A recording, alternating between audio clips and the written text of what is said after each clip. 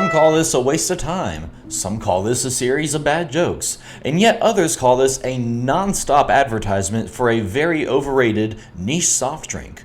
But we like to call it an absolutely serious college football show. College football fans, welcome back to Fourth and Goal.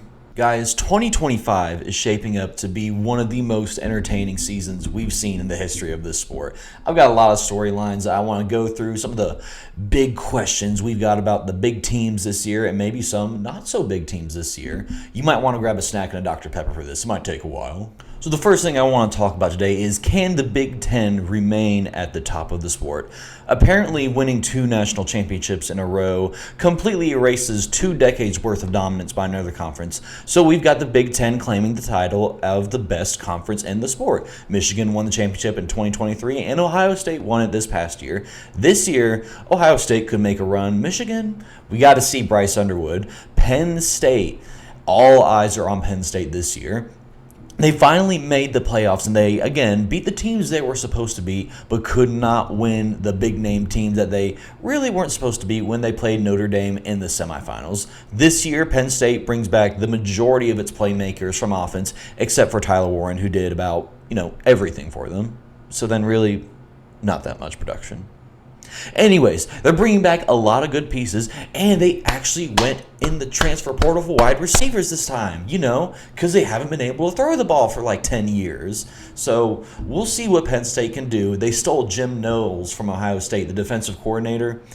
Really, really crazy times. Rarely would you ever see a defensive coordinator, offensive coordinator leave his school to go to essentially a rival.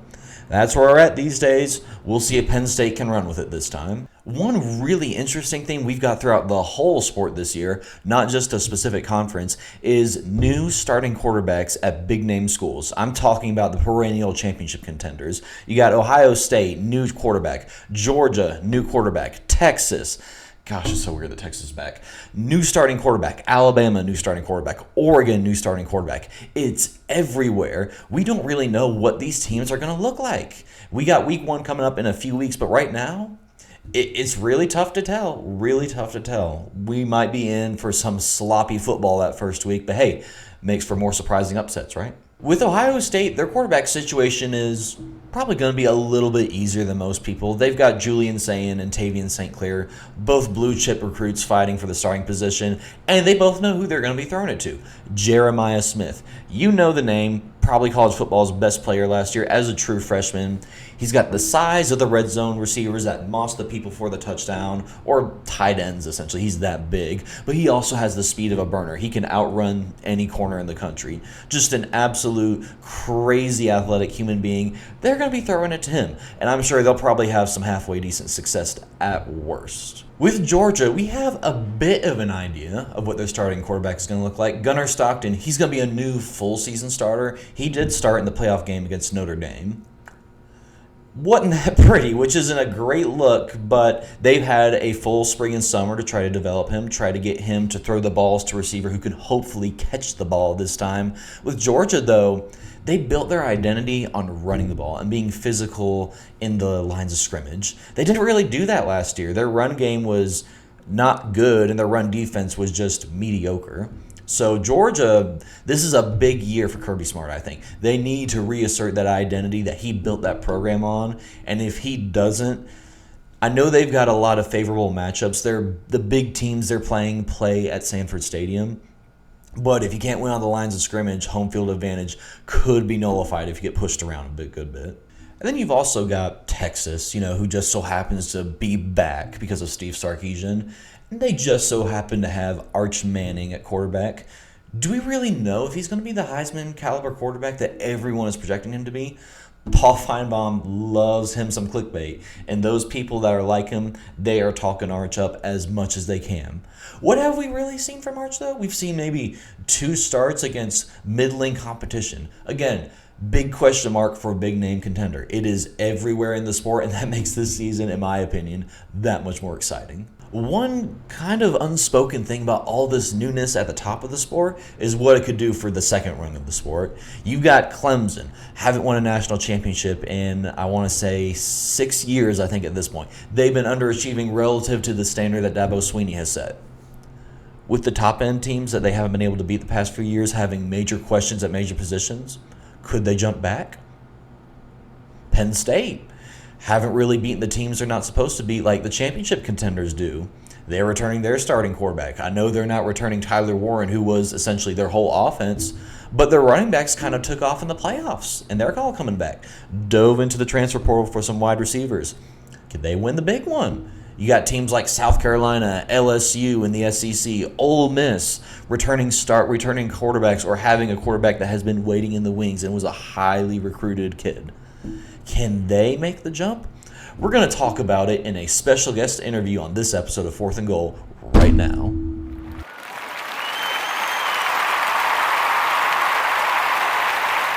So I want to start off with saying that we on Fourth and Goal are just like really excited to have you on the show. It's just really such a pleasure. Thanks. I'm glad to be here. Yeah, so you probably heard a lot about, I know that the fans have heard a lot about the changes going on in the sport. 9 of the top 10 teams are having new quarterbacks, and I know that affects most of the conferences, specifically the SEC. And I thought we'd start by talking about none other than, the big dogs of the SEC.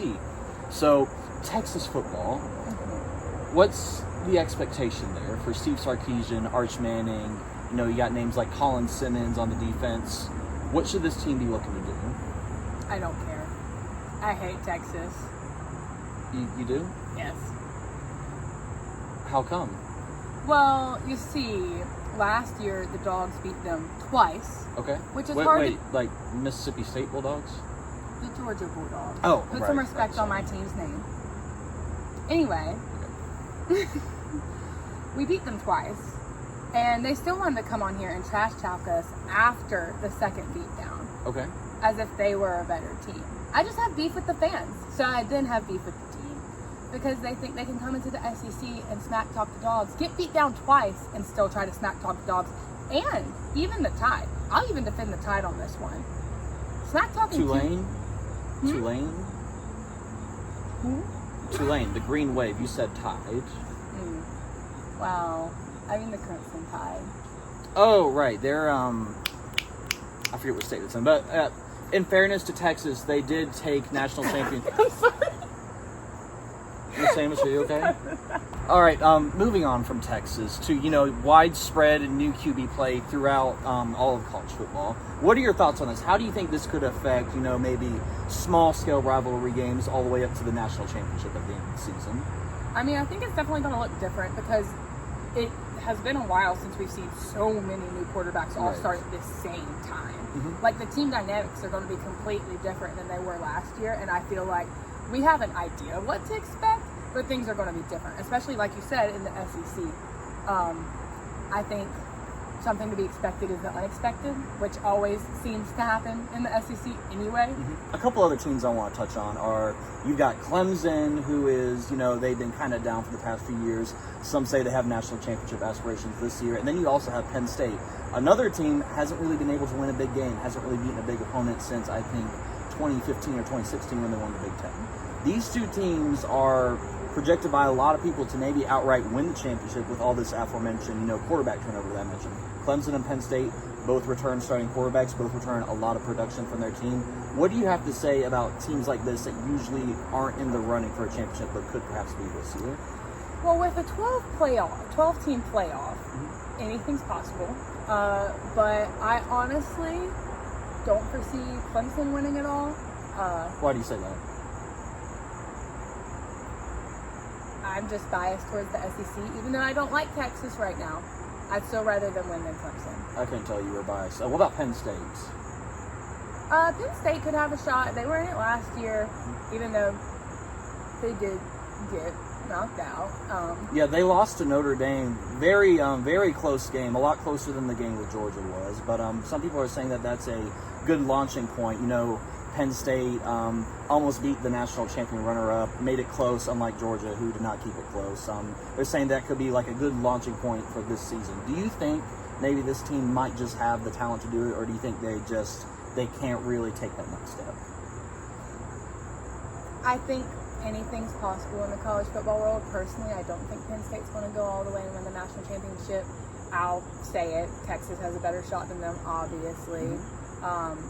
even though Georgia and Bama are kind of down on their luck right now, I would still hope that they would do better than Penn State as well, because the one thing they do have going for them is, even though they are kind of down right now, they are big SEC schools and they have a lot of good players and good coaching staff. This is very true. This is very true. We've got another issue going on with the sport. Well, some would call it an issue. Others would call it entertainment. There's a lot of coaches right now whose jobs are kind of on the line here. You've got Hugh Freeze at Auburn, though that is well-deserved because it's Auburn. Brent Venables at Oklahoma, his job's kind of on the line. Even some say Kalen DeBoer at Alabama, his job might be on the line.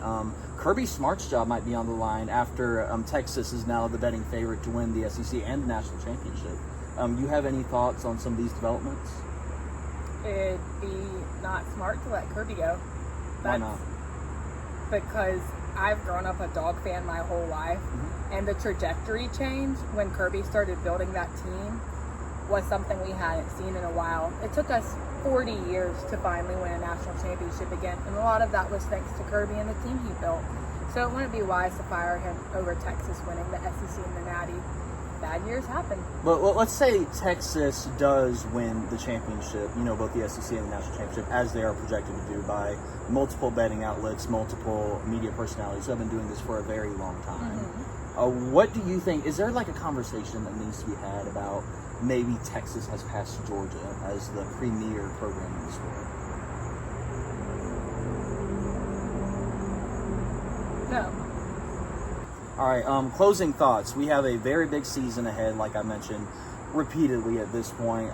What do you think is going to be like an overall theme of this season? Like, if you had to take one word to define this season, or two words, maybe like two words that would be a rallying cry for a single team, or that a bunch of fans would like to say when their team is playing, what would be that theme for the season? Go Dogs. Welcome Horns. Oh.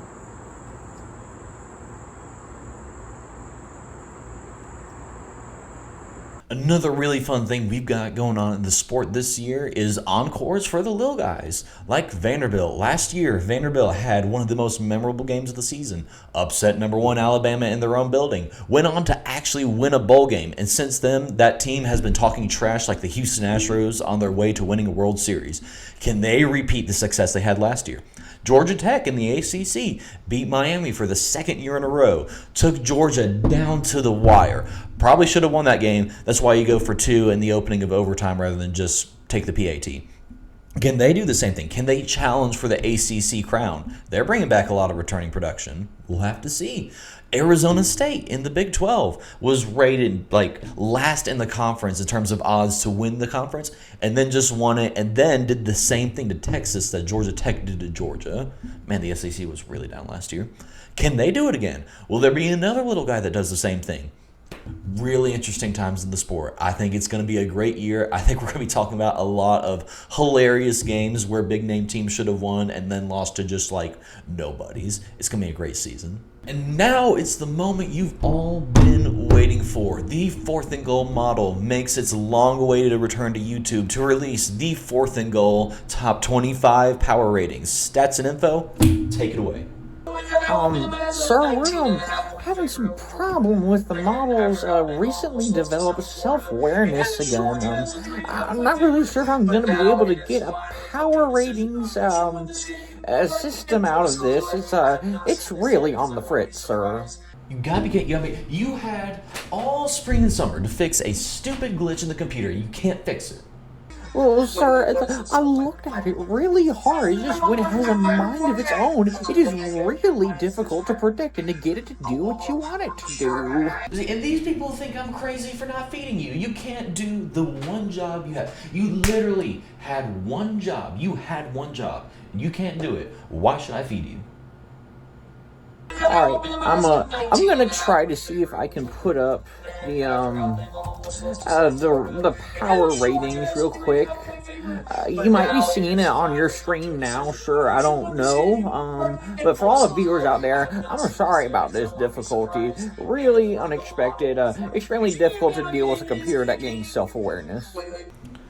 See, moments like that, where your coworkers fail you in such ridiculous, exceedingly absurd ways, almost like that are when you realize you deserve a Dr. Pepper.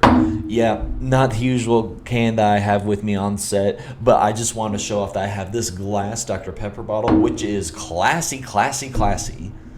Unlike Auburn's football program, you should know Dr. Pepper is still not our sponsor, but they are still amazing in absolutely every other way. No soda tastes this good, no company markets like this company, and Dr. Pepper, please sponsor us, because you should know that I love you at this point. I love you so, so much, but you just don't love me back. And it's been 5 or 6 years at this point. So now I'm going to have to get a little toxic. You do not sponsor me. I'm going after a new brand. I have found a brand that might treat me a little better than you have, Dr. Pepper. Yeah, I'm a little agitated, so send some money our way so that we can make this show look even better than it already does. Because obviously, it looks great. So that is everything that I've got for the season preview this year. Keep an eye out. Gonna be posting predictions for week 1, which is, oh my gosh, week 1 is gonna be great. There's probably never been a greater Labor Day in the existence of Labor Day. It's gonna be so much fun. Gonna be dropping predictions for those. Hope you enjoy them when they come out. Wait until then, and we should have this thing rolling on a regular basis just like we used to. Have a great day, y'all.